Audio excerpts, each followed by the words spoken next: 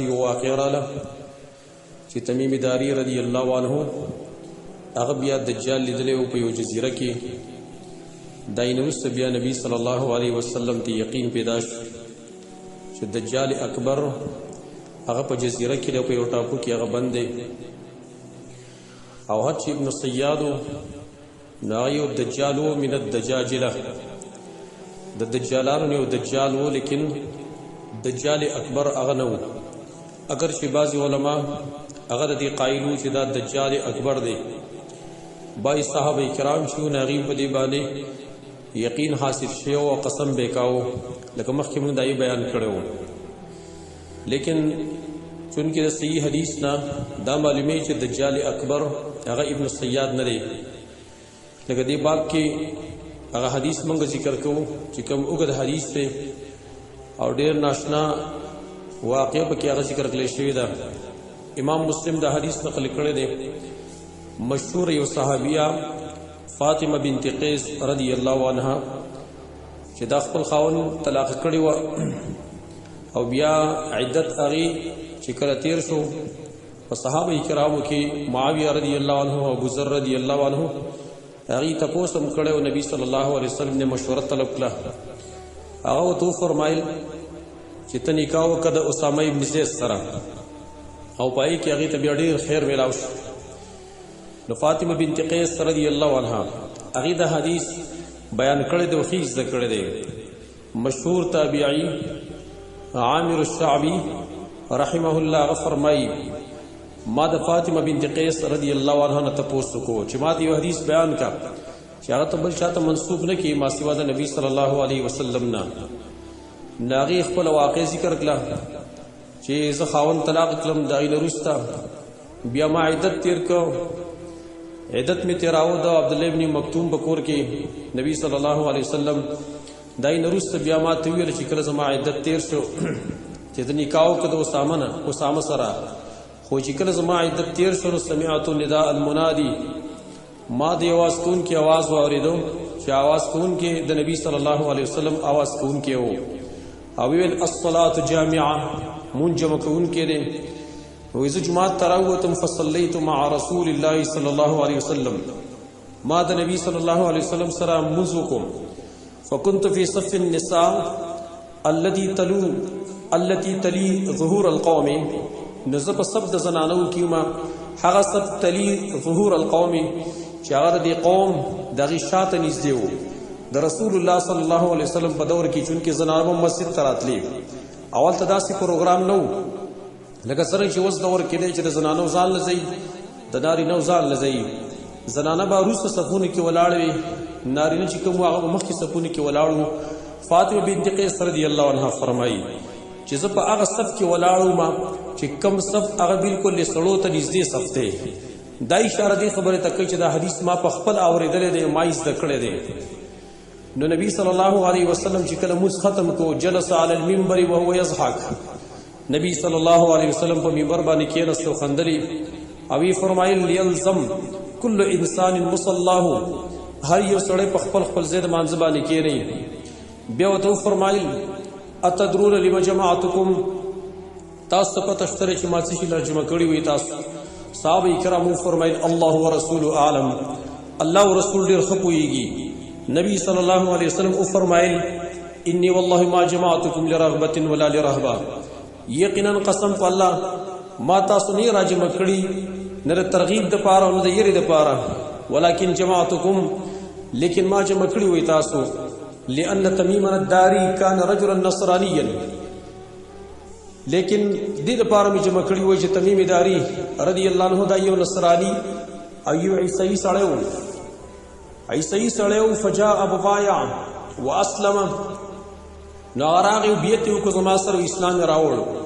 او ما ته بیان وکړو انه رکب فی سفینة بحریة مع 30 رجلا، او ما ته دا خبر راکړو چې زه په کښتۍ کې سور شوی وم چې هغه دریابي کښتۍ ور 300 کسانو سره چې هغه د لخم او جذام قبیلې کسان وو. فلعب بهم الموج شهرا فی البحر، یوه میاشت مسلسل موږ باندې د دریاب چپو داسې لوبې وکړې، او بیا یې موږ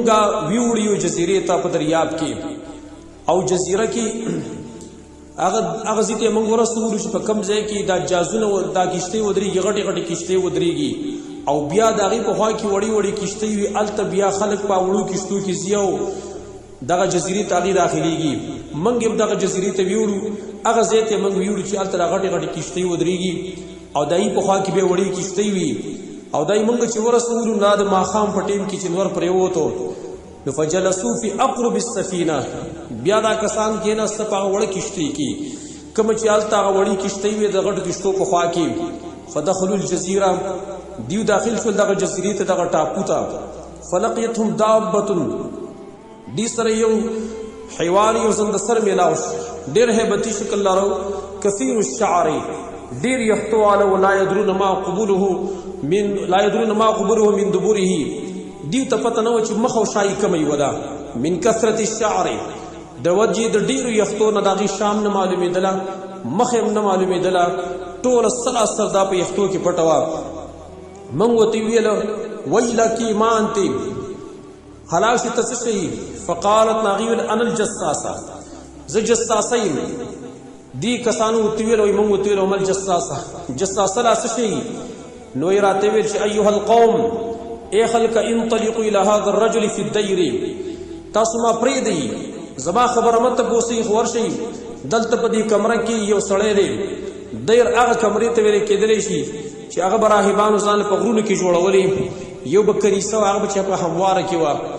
کوم عبادت خانه به چې راهبانو په غرونو کې جوړوله هغې ته به دیر ویلې مانه دې کمرې ته ورشئ په دغه کمره کې یو سړی دی فإنه إلى خبركم بالأشواق دغه سړی ستاسو خبر ته ډېر په شوق کې دی ارمان یې دا دی چې څوک راشي زه ورسره خبرې وکړم وایي هر کله چې هغې موږ ته د یو سړي نوم واغسته موږ ویرېدو چېرته دا به شیطان نه وي وایي موږ لاړو فانطلقنا سرعا حتی دخلنا الدیر موږ ډېر په جلتۍ باندې لاړو حتی چې موږ هغه کمرې ته ور داخل شو فإذا فی اعظم انسان رأیناه قط خلقا وایي ناڅه او پای کې یو عظیم انسان و چې هغه موږ چېرته داسې نه ولیدلی د پیدایش په لحاظ باندې د بدن په لحاظ باندې ډېر غټ انسان موږ چېرته داسې نه ولیدلی واشده وثاقا او دومره مضبوط چې تړلی شوي داسې بل څه موږ نه ولیدلی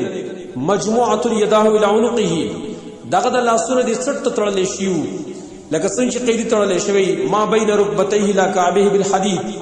او د زنګرونو نه واله تر د لاندې پړخو پورې د په دې خپو کې بیړۍ پرتې وي لکه عام قیدیان چې څنګه غټ قاتلان چې کوي غټ مجرمان هغې ته په دې خپو کې بیړۍ غورځولی شوي هغه شان ته دی تړلی شوی لاسونه څټ ته تړلی شوي دي لاندې په خپو کې بیړۍ پرتې دي موږ ورته ویل ویلک ما انته هلاک شي ته څه یې هغه ورته ویل قد قدرتم تاسو قادر شوي زما په خبرو باندې زما خواله چې راغلي وي قد قدرتم على خبري زما په خبر باندې تاسو قادر شوي وي زه به تاسو له خبر در کوم خامخا فاخبروني ما انتم تاسو ماله خبر راکړئ چې تاسو څوک یې وایي موږ ورته ویل نحن اناس من العرب موږ څه خلک یو د عربونه رکبنا فی سفینة بحریه موږ په یو سمندري کښتۍ کې سواره شوي وو نو موږ دغه دریاب د هغې چپو موږ باندې لوبې وکړې یوه میاشت مسلسلې په موږ باندې لوبې وکړې او بیا موږ دې جزیرې ته راوستلو او بیا هغې کې موږ په وړه کښتۍ کې کېناستو دلته داخل شو دې جزیرې ته موږ سبار یو حیوان میلاو شو یو زندسر راسه میلاو شو دومره ډېر یخته وپې چې هغه د سر نه واله خپو پورې پای کې ډوب و مخ او شای نه معلومېدله موږ ته تپوس وکړه ته څوک یې هغې راته وویل چې زه جساسه یم موږ ورته ویل جساسه څوک دی جساسه څه شی دی هغې راته ویل چې تاسو به دغه کمره کې یو سړی دی هغه ستاسو خبر ته ډېر زیات په شوق کې دی دغه خواله تاسو ورشئ او دغه سره ملاقات وکئ نو موږ ستا طرف ته ډېر په جلدۍ باندې رالو زموږ دا خیاله موږ ویرېدو چې چېرته دلته یو شیطان نه نو وایي دې کس موږ ته ویل اخبروني عن نخل بیسان ما ته خبر راکئ د کجورو د بیسان د علاقې بیسان دا یو علاقه ده او دا تقریبا په اردن کې د هغې سره نږدې چې کوم د شام چې کوم بارډر دی په هغې باندې دا پروت دی دا علاقه بیسان علاقه د بیسان د علاقې ما ته خبر راکئ موږ ورته ویل عن ای شانها تستخبر د هغې د کومو حالاتو باره کې ته خبر طلب کې هغه ورته ویل اسألکم عن نخلها زه تاسو نه تپوس کوم د هغې د کجور په باره کې هل یثمر چې آیا میوه کوي که نه کوي موږ ورته ویل آو کوي هغه ویل اما انه یوشک ان لا تثمره خبردار یقینا قریبه ده چې دغه بیسان علاقه بدی کې چې کومې کجوري دي دا باینده کې بیا میوې نه کوي. بیا موږ ته ویل اخبروني عن بحیرة الطبریه، ما ته خبر راکړئ د بحیرة الطبریه باره کې. بحیرة الطبریه دا مشهور دریاب دی، دای باره کې خبر راکړئ. موږ ته ویل عن ای شأنها تستخبر،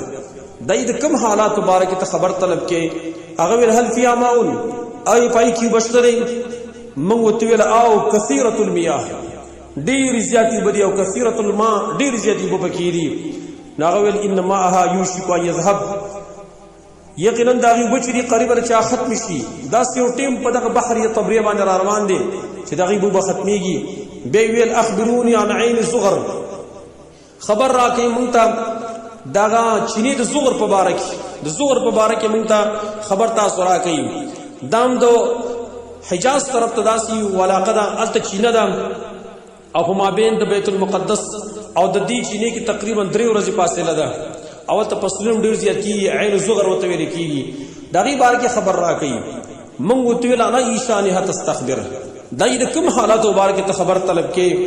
لاغي ویل هل فی العین ماء، آیا په دغه چینه کې وبشتره، وهل یزرع اهلها بماء العین، او آیا دغه وسیدون کې دغه چینه نه خپل فصلونه وبکې کنه وبکې. مونږ وته ویل او هي کثیرة الماء، اگر ډیر وبو والا ده، واهلها یزرعون من مائها، او داغي وسیدون کې چې کوم دي اغي پسونه کړی داغي په وبو باندې. بیا ویل اخبروني عن نبی الامیین، خبر راکې ما ته دغه نبی بابا را کې چې هغه د عربو دی، د امیون نبی دی. ما فعل څه کاری کړی دی. مونږ وتی ویل قد خرج من مکه ونزل یثرب، اگر اوتره د مکې نه هجرت کړی دی، یثرب ته تل چې د مدینه مخکرین هم دی. نبی ویل اقاتله العرب، اي عرب سره جګړه کړی ده. مونږ ته او ویل کیف صنع بهم، دای سره څه کار کړی دی. وی فاخبرنا، مو ته خبر ورکو انه قد ظهر على من يليه من العرب واطاعوه. مونږ ته خبر ورکو چې کوم تیر چا بیر چې کوم عرب دی پای باندې غالب شوی دی، او هغه د خبر منو درې تابعداري ول کړی ده. نو دې کس ته ویل قد كان ذلك، دا کار اشتیا شوی دی. مونږ ته او هغه ویل اما ان ذاك خير لهم ان يطيعوه، خبردار یقینا دا کار ډیر غوړه دی لپاره چې دی دا تابعداري وکي. دا خبره چې کله وکړل بیا خپل تعارف کوي. و اني مخبركم عني، او تاسو له خبر در کوم چې زه څوک یم. اني انا المسيح، یقینا ز مسیح الدجال. و اني اوشكم ان يؤذن لي في الخروج فاخرج، او یقینا ز نږدې ما چې ما ته اجازه ورکړي شي په وتلو کې او زه براوزم. هغه دور کې د ویلیو چې زه نږدې ما چې زه به نږدې راوزم، ما ته اجازه ورکړي شي. فاسير في الارض، زه به ګرځم په ځمکه کې. فلا ادعو قريه الا هبطتها في 40 ليله، یو کله یو علاقه به زه نه پرېږدم مګر زه به هغې ته داخلېږم په 40 شپو کې. یعنی په 40 شپو کې به تمام دنیا دجال چې کوم دی هغه ګوري، غیر مکه و طیبه، ما سوا د مکې مکرمین او د مدینه طیبینا. فهما محرمتان علی کلتاهما، دا دواړه چې کوم دي دا په ما باندې بندي. کلما اردت ان ادخل واحده او واحدا منهما، هر کله چې زه اراده وکم چې زه یو ته زه داخل شم، یا مکې ته یا مدینې ته، استقبلني ملک بيده السيف السلطا، ما ته مخې ته یو ملک راځي په ملائکو کې چې دا پلاس کې با بربند تور ورسي. يصدني عنها، ما به د هغې نه منع کوي. وان على كل نقب منها ملائکه يحرسونها، او په هر کوڅه باندې د مکې او د مدینې ملائک موجود دي چې د هغې څوکیداري کوي، مخکې نه هم کوي وسنه هم کوي. دا د مکې او د مدینې د هغې فضیلت دی. فاطمه بنت قیس رضی الله عنها فرمایي تمیم داری چې کله دا واقع بیان کړه نو قال رسول الله صلی الله علیه وسلم وطعن بمفصرته في المنبر،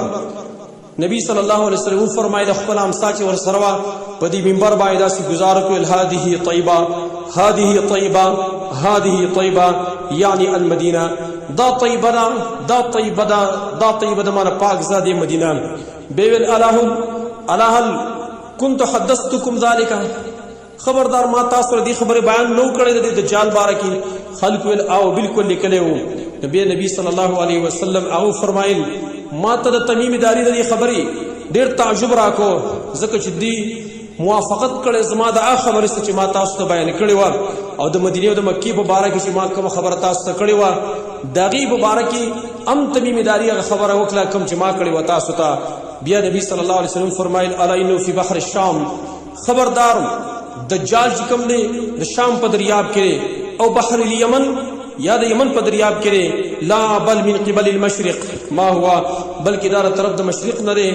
بلکې دا طرف د مشرق نه دی او طرف اشاره وکړه طرف د مشرق ته. دا نبی صلی الله علیه وسلم